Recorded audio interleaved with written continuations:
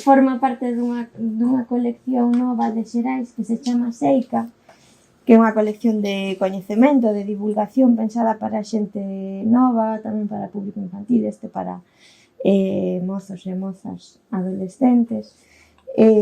Fala sobre a menstruación, que é un tema do que se fala moi pouco e ademais cando se fala moitas veces falase mal. E María, aborda o tema dende un punto de vista moi didáctico, cunha linguaxe que lle fala aos adolescentes de ti a ti, e que fala de moitas cuestións moi interesantes que a min me terían servido moito se o tivese con 13 anos cando me viu a regra, pero que me serviron tamén agora, estes días eu escoitando a Laura, descubrí, lendo este libro, descubrí moitísimas cousas sobre o meu corpo, non?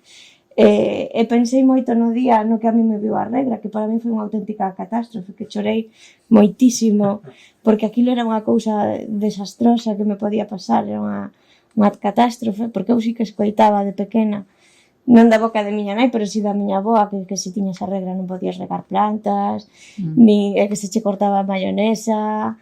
E ademais pasaba algo terrible, que era que xa eu era unha muller potencialmente pecadora, potencialmente mala, potencialmente podía quedarme preñada e cajarlle nas barbas ao meu pai, que se dicía moito iso. Entón eu, para min iso era terrorífico, e teríame vido moi ben ter este libro a man, non? Que ademais ten unha perspectiva moi aberta, sen prexuizos, porque non todas as mulleres menstrúan, nin todas as persoas que menstrúan son mulleres. Todos estes temas, o mellor que os fale María, non? Que a que escribiu, e Laura, que son as expertas aquí, e eu despois pregúntolles que teño aínda moito que aprender. Bueno, deixar a lixa. Moi ben. Queres distribuir aí papeletas? Vale, pois nos preparamos, seguimos falando estes días e preparamos unhas tarxetas con conceptos que aparecen no libro para intentar definilos. Entón, eu vou pasando. Moi ben. O que pasa é que non souber. Ben, pero se tal facemos unha segunda ronda como na risca. Que falta un. Bueno. Que vos parece? Quen quere empezar a ver que vos tocou por aí? A min ser sexy. Ajá. Endometriose. Ti? Endometriose. Eu, androcentrismo. Eu, plumar. Non tocou me raza. E a min xénero. Bueno, a ver, tedes algunha idea da vosa tarxeta? De ser sexy. Pois, a verdad que sexy pode ser por moitas cousas, pero sempre pensas no físico e tal. Cando menstruas e como que se non eras sexy tamén, o sea, antigamente unha muller estaba apartada, non quedaba noxo, como que non. Entón, para mí é un concepto que me veo. Que pensades?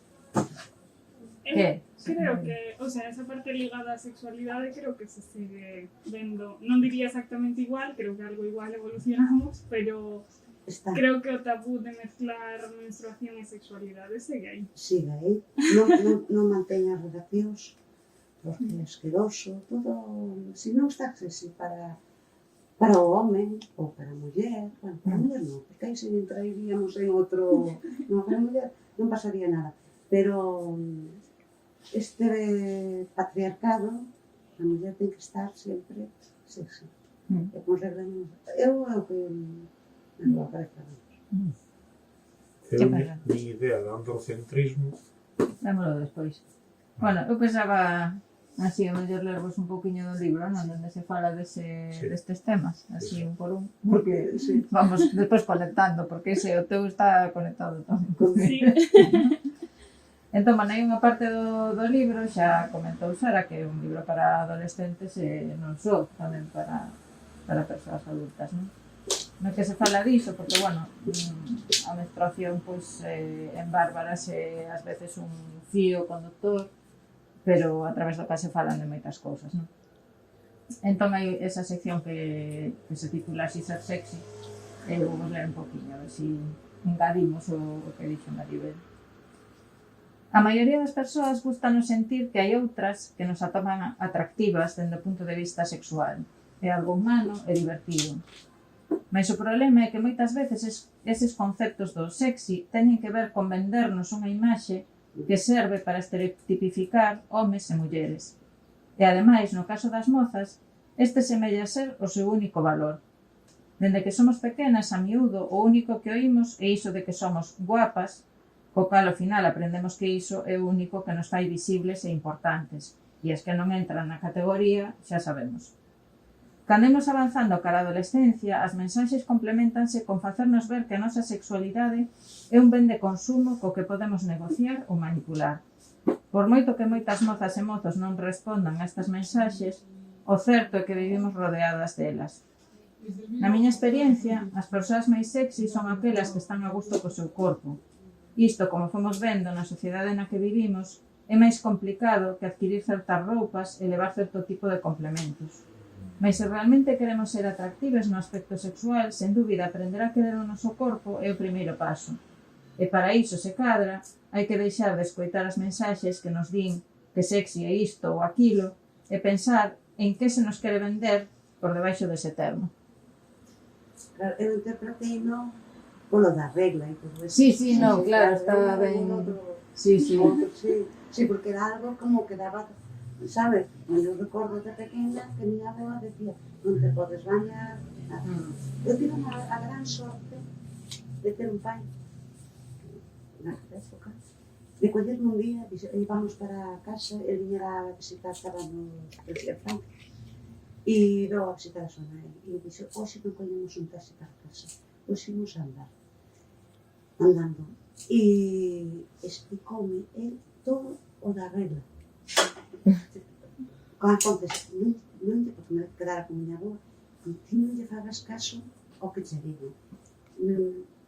Báñate máis, sé máis higiénica, come de todo, o sea, e iso que ven sempre grabado de un home, un pai, miña nai non estaba, e el notou que eu me estaba a puntiño, e dixo, eu daqui non, explicou todo o meu pai.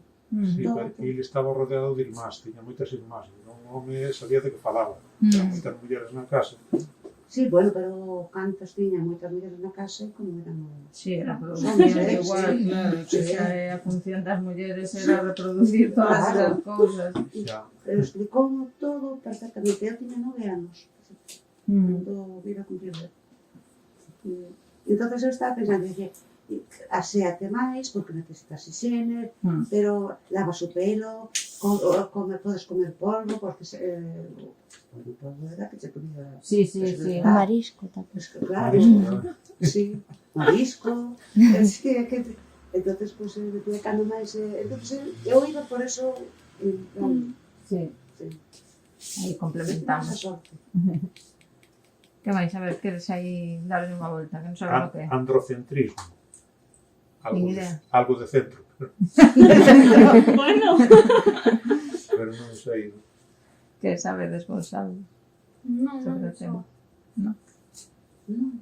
Non? Manda a ver que digo agora.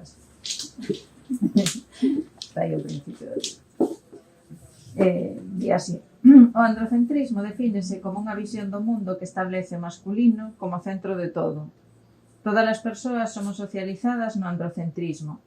Abonda con ver un número de homes que protagonizan películas, series, libros, debates, artigos científicos, dirixen empresas e medir fronte ao número de mulleres.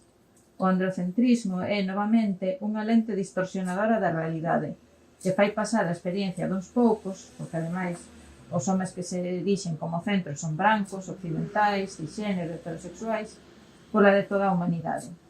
Mentres non cambiemos esta óptica, non poderemos avanzar na igualdade de dereitos para todas as persoas, porque, primeiro de todo, compre ver a diversidade como que é o normal na especie humana, e non tender a un ideal de poder que relega todo o que lle é diferente a unha segunda, ou terceira ou cuarta categoría.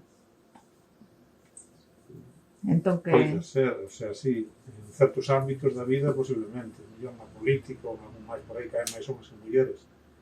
Sin embargo, no mundo que nos ocupa da escritura, eu vexo que hai máis mulleres escritoras que homes. No, Eso é unha distorsión do No, androcentrismo. eu, por exemplo, vexo, bueno, nos centramos en la literatura en galego e vexo que as mulleres, mira, No, porque a Pero muller, non é certo. nestes intres a muller está un pouco empoderada na escrita. non sei, e se- non sei se é o con- tema de empoderamento. No, as cifras non minten, Eh? As cifras son rotundas. A E se literatura non, galega, pregúntalle a Sara, Eu penso que sí, hai Eh, moitos máis homes. máis moitísimas Sí. máis. Que as que teñen éxito igual teñen moito éxito as mulleres, tamén porque as lectoras son mulleres, pois É que tamén pode aquí ser, na librería tamén porque é son temas que certo interesan. Se, Sí, sí, non sei como entendemos, pero con bastante diferencia. Este mes as novidades de Xerais son todo de autores homes, todos. en abril. E non é, Todos os non é libros son excepcional. Pois Porque nunca, hai. nunca iré un eso. O que pasa é que igual se ti pensas nas autoras máis con máis relevancia agora mesmo, venche á cabeza, eu que sei, Berta Dávila, venche á cabeza moitas mulleres, Moitas pero mulleres e moi pouquiños homes, 2, 3 homes, non? os homes escriben máis, eu penso que sí. Sí, Teñen máis tempo. Moitísimo máis. Publica, o sea, as Sí. cifras é que son indiscutibles. Se miras na túa librería, se te paras a mirar en Sí. calquera sección e contas e xa verás como caes desa burra inmediatamente. Porque non é así, ni Sí. sequera no juvenil. O sea, Cando menos mira, todo o que tes aquí, contas as mulleres e os homes que hai. Pois cando menos non me chama a atención para nada. O sea, Sabes por qué? Porque aquí temos, é ben certo, o público é moi de mulleres tamén. Claro, pero... E iso non quere decir a mí que me chegue con María Raimundo é que contaslas, Arantxa Portavales, así estamos falando así do que che... moitas, hai un da poesía moitísimas mulleres. No, ahora Claro, pero eso E é as unha lectoras ficción. son mulleres. Nas redes de Xerais, o 70% das seguidoras son mulleres. Bueno, identificanse como mulleres no...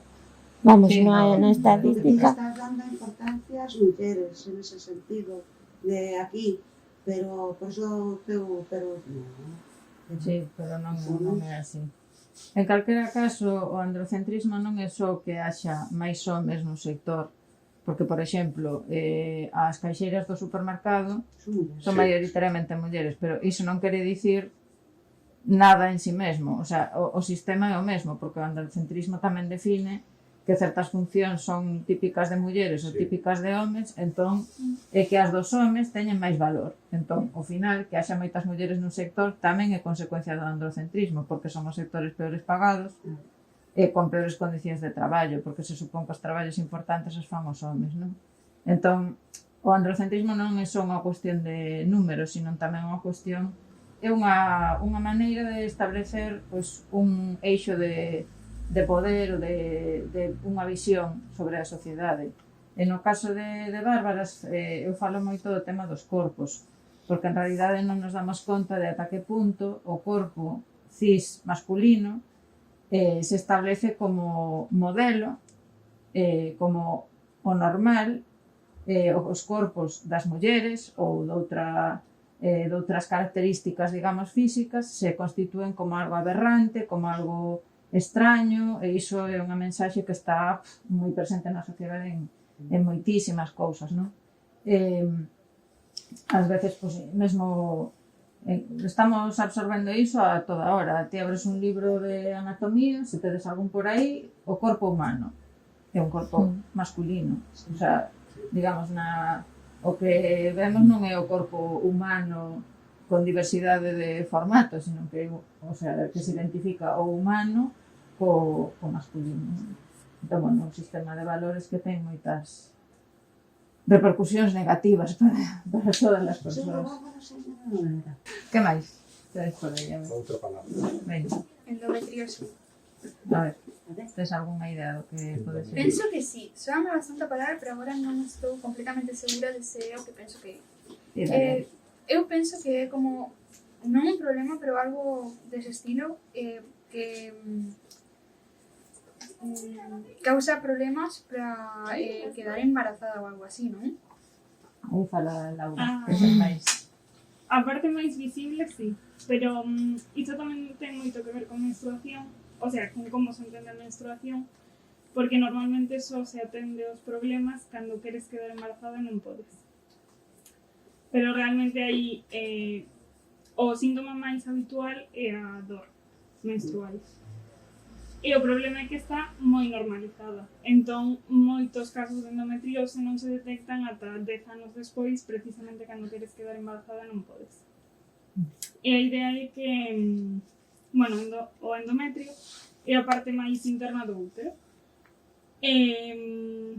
Por motivos que non se coñecen, porque non se estuda suficiente precisamente polo androcentrismo, o sea, o endometrio despréndese cando chega a menstruación, pero se tes endometriose vai migrando a outras partes do corpo. O máis normal é que se quede na zona da pelve do abdome, afectando o intestino, os ovarios, ás veces chega ao estómago, pero hai incluso que non ten no cerebro ou un ollo, o sea, chega moi arriba. E iso, a parte fundamental é a dor, unha dor crónica que ademais vai aumentando co paso dos anos, que van crecendo, o sea, ese endometrio que tes, por exemplo, no estómago, vai ir aumentando de tamaño conforme ti vas medrando. É simple.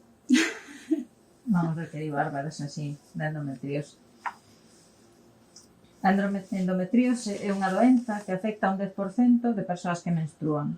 Para simplificar en que consiste, podemos dicir que é unha aparición de tecido endometrial fora do útero, como acabo de explicar Laura. Como se de repente nos nacese un cacho de pulmón no bazo. Aínda que estes crecementos adoitan darse na pelve e nos ovarios, poden chegar a calquera lugar do corpo, como explicaba ela. A endometriose é unha enfermidade inflamatoria que provoca enorme sufrimento e dor a miles de mulleres e da que ata o momento se descoñece a orixe. Sábese que a inflamación se agrava coa presenza de estróxenos, pero pouco máis. En Galicia hai unha asociación, Querendo, chámase, que informa e dá apoio. Se tes unha regra con dor, infórmate, contacta con elas e busca axuda médica axeitada. O problema que temos coa endometriose é que como se asume que a regra é algo que provoca dor, o cal é anómalo, porque como se agora dixésemos que a digestión provoca dor. Que, claro, calquera persoa, imaginade, cada vez que comemos temos dor de estómago, pois xa sabemos que iso algo ben non vai. Pero na regla, como se nos di que iso que doi é normal, ata aparece na Wikipedia, así descrito, ata ese punto está normalizado. Pois entón, que pasa? Que as mulleres primeiro tardan moito tempo en ir buscar axuda médica e despois non lles fan nin caso. Por iso tamén é importante contactar coas asociacións, porque son as que están facendo todo ese traballo tamén para que se recoñeza a doenza. É o que dicía Laura, para que se investigue, porque iso de que non se saiba de onde ven tamén ten moito que ver, pois iso, co androcentrismo, co feito de que as mulleres pois non se ten en consideración, non, o que falábamos antes, pois os nosos corpos ou ese tipo de cuestións. Entón, bueno, pois ninguén presta atención e aí seguimos, non, con esa... E te decimos ginecólogos, cando ibas, tiñas dor, e dices, oye, dame algo, mírame e tal. E o que te decían, anticonceptivos para regular e que... Sí, agora, é o que te digo. E me decía, tienes que mantener relaciones. E eu, unha chavala con 16 anos, e dixes, non teño con que, non vou ir pola rúa de ir a ver, non teve quen quere manter relacións comigo, porque teño que tomarme a píldora para a dor. Eso era... Eu fui aí un par de semanas precisamente unhas xornadas de Querendo, había unha rapaza que creo que tiña 24 anos, estaba sen diagnosticar, pero ela estaba bastante segura, e dixeronlle que primeiro que non tiña nada, pero que se estaba segura de que lle doía tanto que se quedase embarazada. E tiña 24 anos. Pero para tomar anticonceptivos tiña que manter relacións, porque senón o anticonceptivo era malo.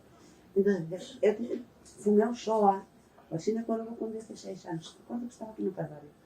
E saí dai peor do que...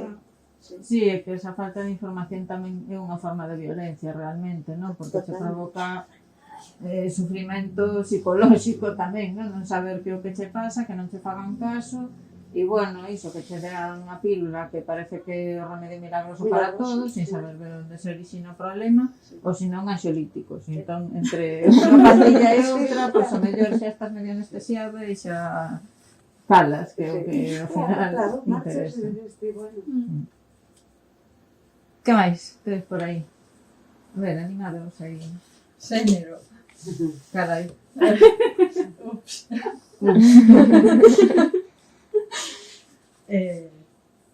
Teño que dicir que complicado. Complicado porque hoxe en día desperta moito debate esta palabra, entón a ver, eu supoño que hai a parte biolóxica, non? Dos cromosomas XXXY e a partir de aí naces con xénero.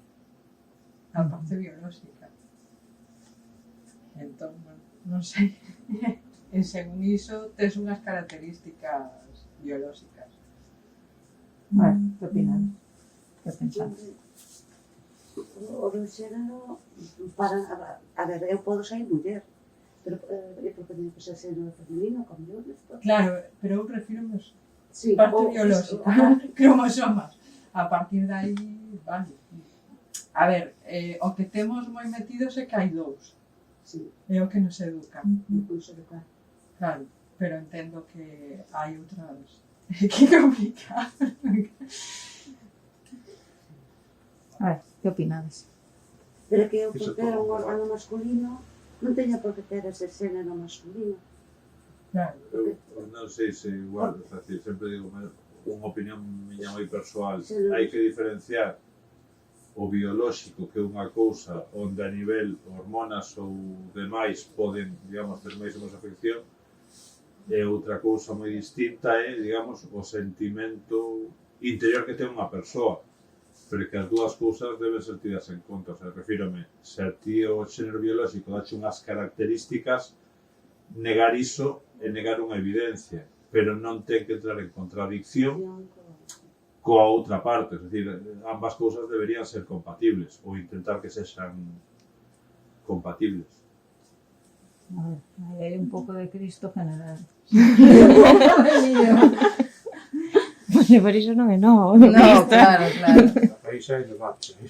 Non é que xa debate, eu creo que ás veces hai, claro que tamén, pero eu creo que ás veces temos unha confusión de termos, porque as palabras son importantes e é tamén importante usar as palabras axeitadamente. Entón, o que pasa co xénero é que é unha ferramenta que ten distintas aplicacións, vamos a dicir así. Entón, o concepto, digamos, do xénero como algo social é un concepto que desenvolveron os feminismos para explicar que hai expectativas sociais diferentes, hai un sistema de desigualdade, non? No que a certas persoas concebidas como mulleres pois espera que fagan certas cousas e outras que se socializan como homes espérase que fagan outras. Entón, ese é o sistema de xénero, de desigualdade de xénero, non? Entón, esa é a concepción, digamos, social do xénero. Que pasa? Que neste momento falamos tamén de outra idea que é a identidade de xénero. Entón, iso é un pouco diferente. Vos estabades falando da palabra bioloxía, que a mí non me gusta, porque entendo que a bioloxía é un concepto tamén no que hai moito androcéntrico, patriarcal. Eu prefiro falar de corpos, que é máis específico, non? Porque estamos falando da realidade tangible das persoas, do aspecto físico, pero sen esa carga que ten a bioloxía coa súa historia. Entón, que pasa? Que cando falamos dos corpos, os corpos en si mesmos pois non teñen por que ter xéneros, non? Eso é algo que se produce socialmente, pero que tamén hai unha digamos, constatación interna da persoa sobre cal é a súa identidade, entre outras moitas cousas, de xénero. Creo que todas as persoas temos un concepto de quen somos, non? Entón, dentro dese concepto, hai persoas que nos identificamos como mulleres, que sentimos que somos mulleres, outras que senten que son homes e outras que senten que non son ninguna desas dúas cousas, entre outros aspectos moitos da súa identidade, non? Entón, cando falamos de identidade de xénero, referímonos a iso, o que a persoa percibe que é, sente que cal é a súa identidade. Que pasa? Que vivimos en sociedades, que era o que dicíades antes, de que hai dous, que están fundamentadas sobre o binarismo de xénero, no que se supón que certos corpos teñen que corresponderse con certas identidades de xénero, pero iso en realidade non é así, porque o ser humano, e isto vemos en muitísimas culturas, na nosa tamén, o que pasa que estaba moi invisibilizado, unha identidade de xénero non se corresponde cun corpo, como se nos socializa para pensar, non? Entón, un corpo con pene, pois é unha persoa que se pode identificar como muller, ou un corpo con vagina pode identificarse, pode sentir que é un home, non? Entón, iso non ten nada que ver, o sea, non contradí con todos os aspectos sociais que despois configuran que é ser un home aínda que teñas vagina, non? Ou que é ser unha muller aínda que teñas pene, porque son unha construción, digamos, social, non? Entón, aí, pois, hai interaccións, digamos, complexas, pero, bueno, creo que é importante, no libro falo moito disto, porque por iso, porque nos resulta moitas veces complicado, estamos socializadas de tal maneira que nos resulta complicado entender que o esencial humano é a diversidade e que nesa diversidade non hai esa correspondencia, é algo creado de un corpo, unha identidade de xénero concreta. Iso non é así. Entón, o que nos rompe moitas veces os esquemas é non sermos capaces de sair deses binarismos que están creados en todo. Antes falábamos do tema do corpo humano e como aparece o corpo dun home, pois é igual que falar de órganos sexuais, que xa é outro tema que non se pode falar, non? Órganos sexuais femininos ou masculinos, non. É que non hai órganos sexuais femininos ou órganos sexuais masculinos. Hai órganos sexuais do xénero humano que son diversos. No libro, de feito, aparece unha imaxe, a ver se atopamos, que pois, son distintas configuracións de unha parte do aparato reproductor, ou como se queramos chamar, e que corresponden á diversidade humana. O sea, non... Dentro desa... O sea, vivimos moitas veces en ficcións, non? Na ficción do que é un corpo, do que é un corpo masculino, do que é un corpo feminino, que despois non se corresponde coa realidade das persoas, non? E iso que despois provoca violencias tamén, non?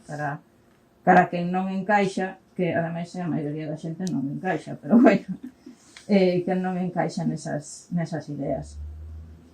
Nada, aquí pois en Bárbaras hai un pequeno recadro, ainda que se fala máis en extenso diso, pero así a modo resumo, pois o que se di no libro é que o concepto do xénero é unha ferramenta fundamental desenvolvida polos feminismos para comprender e desartellar a desigualdade na nosa sociedade. Denominamos xénero a todas aquelas expectativas, papéis e características que unha comunidade asigna a homes e mulleres por separado. Dicimos que o xénero é un construto non porque non sexa real, senón porque é algo construído, é dicir, que igual que se foi conformando co paso do tempo, pode modificarse. Cando comparamos as expectativas de xénero entre diferentes comunidades, axiña vemos que o que se agarda das mulleres ou dos homes nun sitio non é o mesmo que o que se agarda noutro. Por exemplo, na nosa sociedade agárdase que as mulleres sexan febles, como estamos vendo, mas noutros sitios, como na montaña etíope ou en Haití, o que se agarda é que as mulleres sexan como mulas, segundo din. E de feito son elas as que realizan os traballos de carga máis pesados. O xénero é un concepto que se debateu moito ao longo do tempo, mas para min segue sendo unha chave fundamental para comprender que as supostas diferenzas entre homes e mulleres non teñen que ver co físico, senón coas expectativas sociais e culturais nas que vivimos as persoas. E tamén un concepto fondamente liberador porque nos dá a ver que nada é inmutable e que somos as persoas coas nosas accións diarias as que podemos transformar estes patróns opresivos. Entón, este é o xénero social. Que máis? Quedes por aí? Bueno, antes diso, eu con iso teño unha anécdota moi graciosa, que me fixo entender precisamente esos dous conceptos do xénero. Eu tiña como 5 anos, o sea, bastante pronto para entendelo, e estaba xogando cunha nena da miña familia que sempre dicía que quería ser un neno. Non porque se sentise así, senón porque no seu colexio sí que distinguían cousas de nenos e cousas de nenas. Entón, ese xa era como o primeiro factor. Ela sempre dicía que quería ser un neno, non sei por que, eu ese día deuseme por chivarme a persoa adulta que tiñamos a cargo. Non sei por qué, porque eu tampouco é que fose unha nena especialmente chivata, pero ese día decidín selo. E esa persoa, o sea, díxenlle que esta di que quere ser un neno, e díxome, e que? Entón eu quedeime pensando, eu entendí que cada persoa podía decidir se quería ser un neno ou unha nena en calquera momento, independentemente de cando estivera. Entón eu aos 5 anos entendí que o xénero era completamente fluido. E logo atopeime con que a xente non o entendía así. E claro, chamaba moito a atención. Sí. Xa está, o sea... Claro, é unha estrutura que está na base da sociedade, entón, é na base da nosa propia identidade. Porque a min faime moita gracia cando se fala de identidade de xénero, parece que estamos falando de persoas trans, pero en realidade a identidade de xénero temolas todas as persoas cis tamén temos identidade de xénero. E o curioso é que os papéis de xénero non nos fan as persoas trans, facémonos as persoas cis, que somos maioritariamente na sociedade. O sea, eu cando escoito a unha muller ou un home cis dicindo cousas transfobas ou dicindo que son as mulleres trans as que reforzan os papéis de xénero, e vexo unha muller cun vestidito, unhos zapatos e unhos lentes rosa, digo, aquí algo, o sea, unha conexión falla, porque se ti estás seguindo todos os patróns do teu xénero e depois acusas a outras persoas que a sociedade non acepta na súa identidade, na súa dignidade humana, de que son elas as que perpetúan os roles de xénero. Como aquí algo non funciona. Bueno, que máis? Que queda por aí? A ver. Raza, a ver, iso que vos parece? Volvería un pouco, digamos, parecido ao, entre comillas, no, ao anterior, es decir, a raza ao final ten unha componente, vamos a decir, biolóxica, segundo a xenética de que patronos te veña, pero que a raza englobaría cousas de, como digo, incluso falaban ahora fai pouco de que temos de neandertais e de parte xenética, eso podería ser a raza, e logo está a parte cultural de onde vives. Decir, se nos criamos, por exemplo, na Escola de Idioma estábamos 3 días co tema do negros Estados Unidos, un poquinho, e viña por iso, decir, segundo onde, en que barrio estás ou tal, non és negro de ou de outra clase, es decir, a parte importante, non sei, sería un poquinho por aí. Bueno, volvemos a petar na mesma pedra. Tal cual. É que realmente, o sea, é un concepto moi similar ao xénero, conforme que ten unha parte social, non sei como dicilo, que tamén exerce unha función no activismo para entender esas desigualdades, e logo hai unha parte de expectativas sociais. Claro, eu falaba da mesma pedra do que ti denominas biolóxico, que en realidade non existe, porque as razas non existen, igual que os xéneros biolóxicamente, como corpos, non existen. Entón, a raza, vou ler aquí o que traen, o que escribín en Bárbaras, non? Para que o entendamos, porque falamos dunha maneira que ás veces sí que dá a sensación de que hai razas, non? De que hai persoas con características de non sei que raza. Pero iso non é así, que desmontase fácil, pero ten unha historia, non? Entón, raza como xénero é un construto dentro dun sistema de opresión. Non existe ningún trazo físico que defina unha raza. Isto é algo que as instancias médicas do século XIX en Europa e nos Estados Unidos tentaron establecer como verdade para reafirmar a sumisión de todas as persoas non brancas. Dentro das persoas que denominamos brancas hai moitísimas diferenzas de aspecto, igual que naquelas que denominamos negras, que poden ir en certos contextos dende a xente tirando a moura, como a min, a alguén detaminado. Como xa falamos co xénero, que sexa algo construído, non quere dicir que non exista, pois afecta a vida de todas as persoas no mundo de maneiras diversas. Algúnas porque gozamos dos privilexios do sistema racista e outras dos seus prexuizos. A raza, en realidade, é un concepto que se desenvolveu como base do racismo. O sea, no século XIX, cando se quería reafirmar a superioridade dos países europeos e da xente branca, empezouse, isto depois chegou o nazismo, todas aquelas historias de Mengele, todos aqueles experimentos que se facían, pois o que se pretendía determinar era que había razas inferiores, entendíase, pero iso é falaz, o sea, volvemos ao mesmo, non hai unhas características físicas que definan que unha persoa branca, negra ou regular, sabes, algo establecido, non existe. Iso só ten sentido dentro do marco do racismo, intentar establecer, pois iso, categorías de persoas segundo o estándar, como pasaba antes co corpo masculino, pois o estándar é ser persoa branca, e todo que non é persoa branca, pois xa son razas, non? E como, por exemplo, hai un libro que se chama... se fala de raza branca. Claro. Perdón por interrumpir, Sí. pero... Hai un libro moi interesante que se chama Arroz Tres Delicias, non sei se o tedes ou o tiveste en algún momento, dun rapaz, bueno, chamase Puto Chino Maricón, así de nome artístico. Que fai cancións moi guais. Sí, e explica moi ben como, por exemplo, e iso, se tedes ollos, védelo, como se construiu a idea de que a xente da China era amarela. Que non é, quero dicir, a menos que teñan ictericia, igual que a nos, pois, o sea, se vos parades a mirar calquera persoa desas zonas de Asia, o sea, es que iso non é así, o sea, ou temos un problema na vista, pero é todo, pois, esa construcción desa suposta raza que en realidade non existe, non?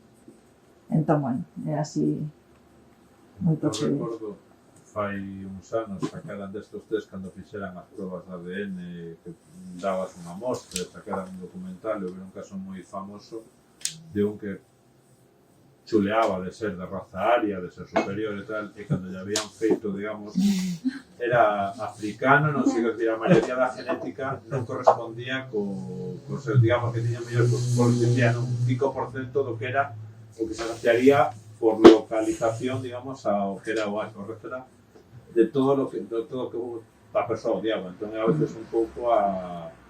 Claro, pero A raza, nada, que sustentase moito nos trazos físicos. E logo... Claro, que os trazos físicos que realmente non existen, porque o ADN o que indica é a procedencia, non? De onde proceden os ancestros dunha persoa, por exemplo, non? E claro, todos eses experimentos de ADN, en realidade, se nos paramos a pensar, estánse desenvolvendo no marco de países que foron, digamos, violentados pola escravitude. Seguramente en todas as Américas, bueno, seguramente, definitivamente non habería poboación negra se non existise a escravitude. É así de simple. Entón, son como... Pero é que non é unha raza, non ten nada que ver unha persoa de Nigeria, estou falando de características físicas, por suposto que de cultura xa cae de caixón, non? Unha persoa de Nigeria, de non sei onde, de non sei que sitio, con unha persoa de Tamil Nadu que está na India, nun país asiático. De cor de pel, o mellor as dúas veríamos que non noso concepto son negras, non? Que non é unha realidade física dos corpos, non é unha realidade construída. Bueno, temos aquí unha última, non? Primeiro Creo estaba. Perdón. Que Plumar. Que eu non teño nin idea. Cal? Plumar. Plumar. Eu non sei se é unha traducción túa. Sí, é Sí, unha traducción. vale. Porque esa primeira persoa que ya soitei realmente gustame moito a traducción. Ese é como o me explicar. Isto que vin del mansplaining, eso, que se en galego chamalle o me explicar. Bueno, pois así para non explicar así de forma máis longa, leo vos aquí o que aparece en Bárbara, para que sabamos que é plumar, ¿no? Que é a traducción dunha palabra que mellor vistes alguna vez. E que é pinkwashing, non sei se viste esta palabra alguna vez, do purplewashing. Bueno, pues estes son dous termos tan difíciles de pronunciar e que se cadra poderíamos traducir como plumar, de pluma, que se supón que temos as persoas non heterosexuais, e lilar, de falar de lilar como sinónimo de feminista, e que consisten en facer un uso das reivindicacións do colectivo LGBT no primeiro caso, e dos feminismos no segundo, para seguir construindo sistemas de opresión. Un exemplo moi claro de Plumar sería cando o Estado de Israel se presenta como moi avanzado en canto a dereitos LGBT para xustificar indirectamente o seu masacre do pobo palestino, que representan como musulmán atrasado nestes temas, como se o sionismo non fose un goberno baseado nunha religión monoteísta na que unha árbore conta máis que unha muller, como é no sentido. Tamén o feito de que nos medios de comunicación se presenten os ventres de alugueiro como algo moderno, sacando parellas famosas de gays, como se explotar os corpos de mulleres pobres para producir e comerciar con bebés, pois é algo glamuroso. É un caso moi interesante de Plumar porque sabemos que en realidade a maioría de parellas que utilizan ventres de alugueiro son heterosexuais e que en xeral os colectivos de activistas LGBT están en contra destas prácticas por explotadoras das mulleres máis pobres. Exemplos de lilar temos abondos tamén. Por desgraza, son demasiadas as veces nas que as mulleres occidentais presentan outras mulleres como necesitadas de salvación para quedarnos nós por enriba. Calquera debate sobre o veo, a mutilación xenital, o burka, etc. pode servir de exemplo.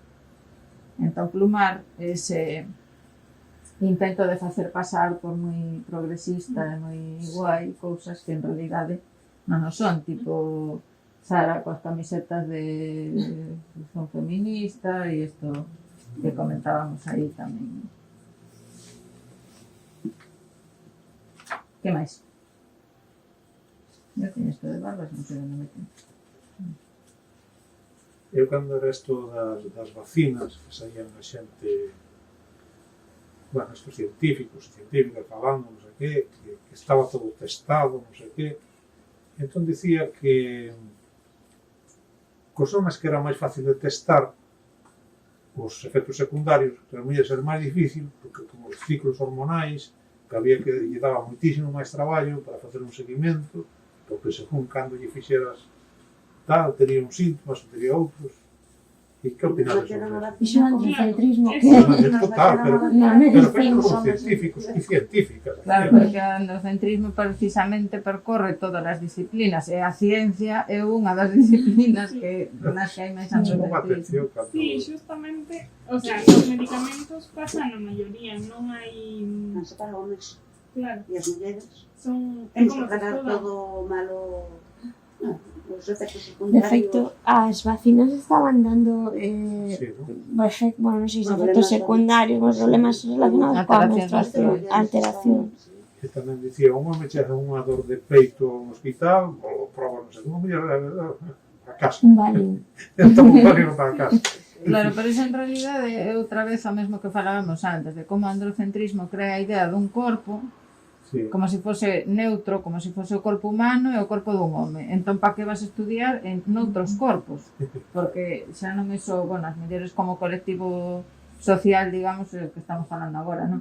Pero calquera diversidade de corpos, un home trans, unha muller trans, o sea, calquera corpo que saia do home cis, é xa visto como algo aberrante ou como algo problemático. No caso dos ciclos, do ciclo menstrual, a ver, os homes teñen hormonas tamén, e todos os corpos humanos teñen ciclos de todo tipo, dende o ciclo do sono, o sea, o corpo humano está cheo de ciclos, e as hormonas en realidade son mensaxeiras dentro do sistema. Entón, se esa é digamos, o argumento, tampouco poderían facer os experimentos nos homes, porque os homes tamén están, os seus corpos están os homes cis, en permanente estado de transformación de hormonas, non están sempre iguais. Pero a expectativa, o sea, esa é unha ficción que se crea por esa expectativa que se tende, no, que o corpo do home cis é o corpo neutro, non? Entón, aí non hai problema. Un exemplo super bodizo son os bonecos estes que se poñen para probar os accidentes de coche. Porque se fan os bonecos imitando o corpo dun home cis e, para probalo en mulleres, fan bonecos máis pequenos. Outro día tamén sabía unha reportaxe na Voz de Galicia dunha muller que traballaba aquí en Vigo. Era albanel, bueno, albanela, así como o feminino de albanel, pero de alturas, non? Traballa como pendurada nos edificios.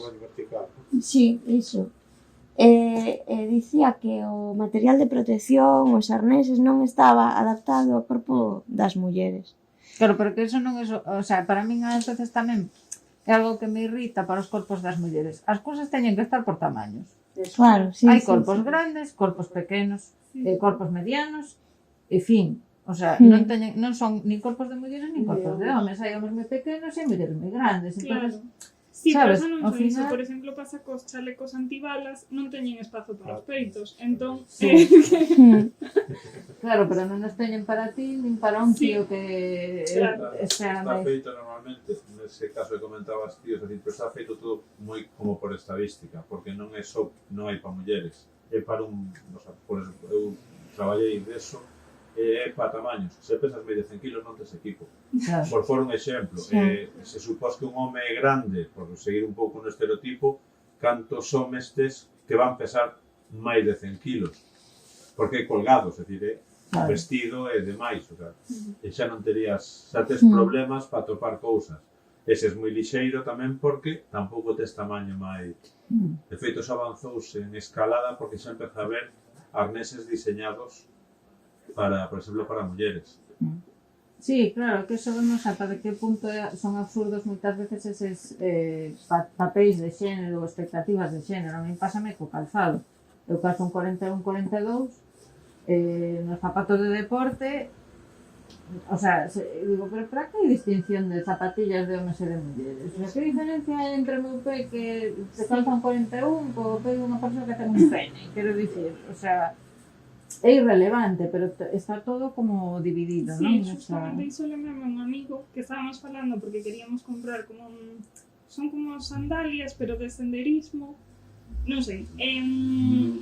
Había unhas de cores super bonitas e había unhas que eran verdes, que tamén eran bonitas, pero bueno, non eran tan chamativas. El quería as de cores, pero que si eran de chica, Claro, entón hai ata 39. Claro, o sea, eso todo tamén capitalismo, non? E vender e facer subgrupo. No mundo da hostelería temos ido Maribel e eu un café cortado, café con leite. Entón, cortado para mí, eu pido con leite, non, me Sí, dá cortado e eu con leite. Iso pasa Yo moito me- co alcohol. me sento moi mal, porque, pero mira que Pero vamos, matemático, cando escolí polas feiras, ou se queren todos, me dá o mesmo, Vigo, calquera. Solo importante. Madrid, me dá, o só, vai para aí. Eh. Os hombres son fuertes, e todos trabajan. É curioso. Toman soberanos. Sí, son soberanos.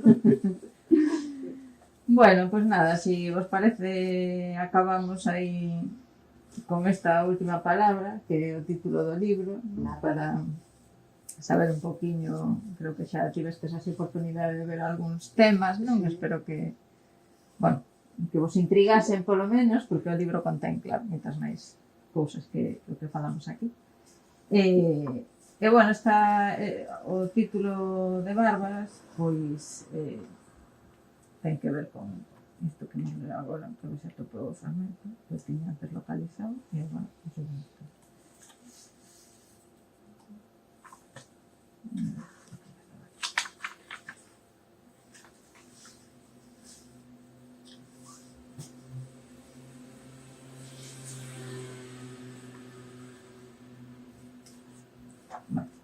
Vamos a empezar. Bueno, non leo aquí. O libro ten así algunhas partes que son anécdotas máis persoais. Vou vos ler esta porque me estive falando diso antes. Hai pouco tempo estaba na casa duns amigos preto de Ponteareas na época da matanza. A súa veciña, unha muller máis ou menos da miña idade, que vivía coa súa mãe, matara o coche o día anterior. Entre risas contaba que aquel día estaba liberada de tarefas, porque, segundo a súa mãe, non se podía tocar a carne tendo a regra. Ela, ante a perspectiva de liberarse do traballo duro que agardaba, negárase a levarlle a contrario. Seguramente máis dunha vez, teñamos a idade que teñamos, escoitamos algún tipo de crenza sobre as cousas que se poden ou que non se poden facer cando unha ten a regra, que xa falamos isto antes, non? Bendita me falamos. A lista é moi longa e está presente de formas diversas en todas as culturas. No meu caso, as máis comuns eran non regar ou tocar as plantas, porque morrerían, non facer maionesa, porque se cortaba. Por fortuna, non crecí nun ambiente nin supersticioso nin religioso e, polo tanto, a cousa estaba bastante limitada. Se chegaches ata aquí, seguramente intuirás xa que todas esas crenzas teñen que ver con cuestións que tratamos anteriormente e que carecen de ningunha base. Ter a regra en si mesmo non impide facer ninguna cousa. Porén, o patriarcado foi desenvolvendo unha serie de mitos para que, por se a limitación física por falta de produtos de higiene menstrual non fose pouca en certos lugares e épocas, aínda se limitase máis o que facemos as mulleres. Unha parte fundamental de controlar a sexualidade e independencia das mulleres é controlar a nosa mobilidade. Na maioría dos lugares do mundo, as mulleres teñen restriccións para moverse tanto implícitas como explícitas.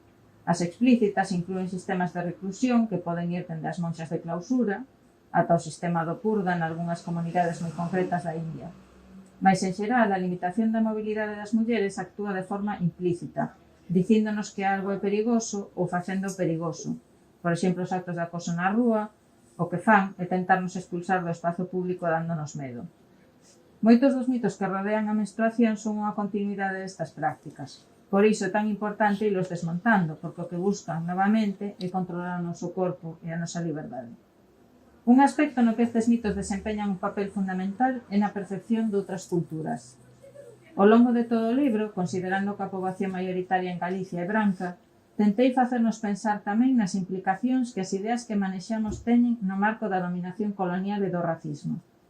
Moitas veces estamos reproducindo pensamento e comportamentos que proveñen desa estrutura de opresión, e non somos ni siquiera conscientes porque o privilexio de ser branca implica que nin paramos a pensar en como construímos a nosa imaxe e a das nosas outras cada día.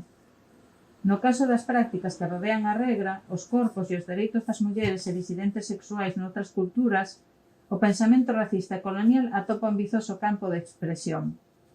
Adoitamos ver con facilidade as prácticas bárbaras naquelas culturas que non son a nosa e ignoramos as nosas propias barbaridades, simplemente porque fomos socializadas para non velas.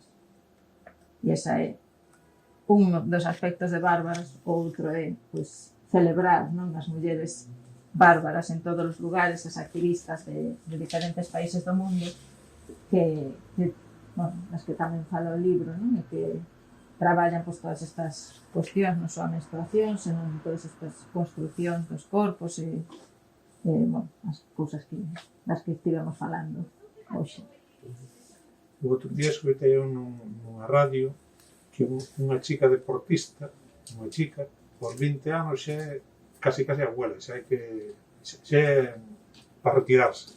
O sea, unha deportista de élite ten que ser entre 15, 16, 17 anos. E outra cosa que escoitei é que tamén creo que hai un sistema para adiantar ou retrasar os ciclos menstruais en unhas competicións e todo eso. Non sei. Sí. Iso faise coas nenas que fan gimnasia rítmica. Sí, Retrasar a puberdade. Tremendo, non? O sea que... Sí, E logo a xente botase as mans a cabeza cando se fala de hormonada e menstruación. Sí. Eu creo que tamén o deporte de competición, o deporte de élite, é un dos espazos onde, no libro falo bastante diso tamén, onde o racismo e o sexismo atopan a súa expresión máxima. O sea, cousas que noutros espazos da vida nos parecerían impensables, pois aí perviven sen ningún tipo de cortapismo. Unha chica que decía as chicas de fútbol do Barcelona e decía unha a que mellor, a que máis gol é que non vexo fútbol. Sí, Alexia. E decía mira que pero pista despois de fora do campo arreglada. Guapísimo. Era guapísimo. O sea, xogando feísima, o sea, que moi da vuelta. Más insultante, se empezan a decir como era esta futbolista, pero despois xa arreglada. Claro, porque recupera a súa feminidade. Ese sexo. Outra cousa que oín foi que hai certos deportistas, ou, bueno, xente, que consumen leite materna para... O sea... Ese é outro tema. Os tema. deportistas fan cousas moi raras. Non sei se deportistas exactamente, pero que se cotiza, que hai un mercado negro, que Sí, porque agora están empezando a descubrir, igual que non investigaban nada do sangue menstrual e agora de repente descubren que está cheo de células mai e non sei que, pois o leite materno tamén están empezando a descubrir que ten moitas características pois importantes para moitas cousas. E a min sempre me arrepían estes descubrimentos, porque ao final crean un mercado e xa sabemos quen vai producir para quen. Xa sabemos. Porque, claro, é un pouco sempre perigoso cando Pero estes temas. María, si ves, eu estaba aquí, estaba con un cliente e gritos e gritos, que é como unha manifestación. Pero que manifestación pasa, pero era como un grupiño, non sabes, ali, pero un barullo. E aquí, neste colexio, esas rexas todas, vías rapazas de 6 anos, nenas. Por favor, Hai futuro. acodidme, que estamos en la cárcel, que estamos en la cárcel, sindicalistas. Tiñen ya porta pechada, unha hora, non ves? No, pero era arriba, Era arriba. Era arriba, enganchada nos barrotes. Claro. Esto es una cárcel. Mira, eu facía así, que socorredme. Pero tenían 6 anos. E vías, en isto ya se lle acercan 2 nenos, que se lle dan en edad, pero os homes aí teñen as de perder que aparentan menos. E entón acercáronse así timidamente e elas. E sabes como gritaban estas nenas? Decíamos, hai futuro. Hai futuro, porque sabes Falta para. que mulleres, nenas. Claro, de unha profesora sacou unhas de ellos, pobres, o que lle estará agora martirizando dentro. Pero si ves aí nos barrotes, manifestándose. Por favor, pero esta es una cárcel, sacadme de aquí, socorro. Sí, o problema non son os barrotes de fora. Os barrotes de dentro que van a ter. Pero bueno, xa sairá. Sí. Bueno, Mira, só os quería comentar unha cousa, non sei se vistes no periódico que os chinos xa conseguiron facer unha vacina artificial e criar aí que se desarrollen óvulos fecundados da rata. E o próximo paso vai ser de humanos. Sí, iso vino... Non sei se será nos próximos anos ou décadas. Non, a ver, tal como van, eu creo que xa este ano, finales, xa terá algo. Eu creo que Non me esa fío. noticia aparece Si regularmente. fan un hospital Non me en 15 fío días, tanto porque da dos. ciencia. No, eu tampouco. Pero sí que é certo que vin iso, bastantes matronas comentando que se facía como un avance para evitar o parto. Como iso, como unha forma de patologizalo. Bueno, eu creo que a cousa non vai ir tan rápido porque o corpo humano é bastante máis complexo. Claro, Do- por iso do digo que que non se- teño tanta confianza na ciencia como para que Sí. sexa... Viches o home que leva o corazón fora do corpo, un que lle tuveran que sacar o corazón e entón lle puxeron unha máquina que a leva as costas nunha mochila e entón fai Que o lle bombea. corazón. E outro que leva unha cámara na cabeza e gracias a iso mira os colores, o sea, unha cámara cun ordenador conectado ao seu cerebro. Sí, E sí, a ella ver. dice, non son un home, son un cibor. Claro, De bueno, a feito, está ciencia o avanza. primeiro recoñecido como cibor. Sí. O sea, poden piratealo, sabes? Poden coller un pirata de estos informáticos, piratealo e convertilo en... Piratear o señor. Sí, tampouco é tan extremo. É dicir, o único que é unha cámara que segundo os cores dá Sí, un sonido que lle pero- permite, sí. e non ve cores, entón permite diferenciar que pasa a primeira persoa que se considera que ten algo ajeno ou algo así, que non é seu e que Sí. lle permite, digamos, interactuar co mundo. Pero eso ao Bueno, final eso tamén tamén é o teño bo. eu, que teño unhas lentillas tamén. Era. Algo así, No, permite as interactuar. túas lentillas non se poden piratear, o del sí, Bueno, diferencia. en calquera Pero, por caso, exemplo, un brazo, o sea, unha prótesis Sí. de brazo ou de perna, Pirateanos tamén coas televisións. nos piratean o teléfono móvil, que é unha extensión xa do noso corpo. Eu creo que o libro tamén busca tratar estes temas non só para rapazas, porque hai moitos libros que agora falan da regra nos mesmos termos de sempre, que non sei que agora xa te pode reproducir, como se iso Claro. ni ter a regra fose reproducirse, non entendo, pero que a ver, igual que falamos de outras circunstancias dos corpos, pois é algo que non, Bárbaras non é un libro só para rapazas, sino que os rapaces tamén teñen que coñecer a diversidade de corpos que hai e bueno, pues todas as cuestións que estivemos vendo, que xa vistes que non é só estrictamente cuestións de corporais, de hormonas ou de cousas desas, sino que máis ben ao contrario son outro tipo de aspectos que ao final dicimos que a menstruación é un feito biopsicosocial, non? Que hai unha interacción aí cultural dos corpos e de moitas cousas, entón iso é algo que non só teñen que coñecer as rapazas ou